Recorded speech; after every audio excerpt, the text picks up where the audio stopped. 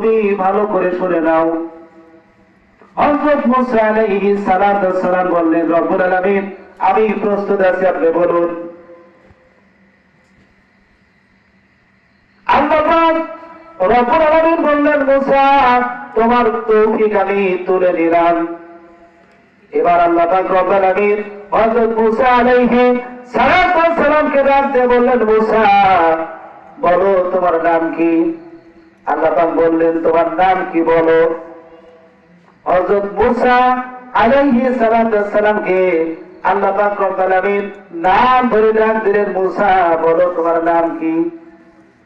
হযরত মুসা আলাইহিস সালাম ঘেমে গেছে, জোরে বলেন সুবহানাল্লাহ।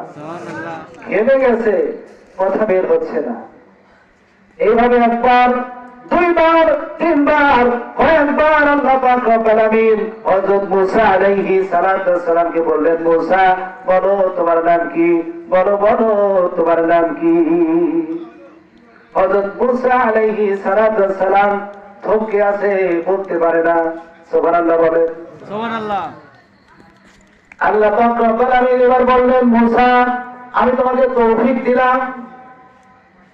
আল্লাহ পাক রব্বুল আলামিন যখন তৌফিক হযরত মুসা আলাইহিস সালামকে ফিরিয়ে দিলেন, হযরত মুসা আলাইহিস সালাম সঙ্গে সঙ্গে বলে দিলেন, আমার নাম হলো মুসা কালিমুল্লাহ। আল্লাহু আকবার বলেন।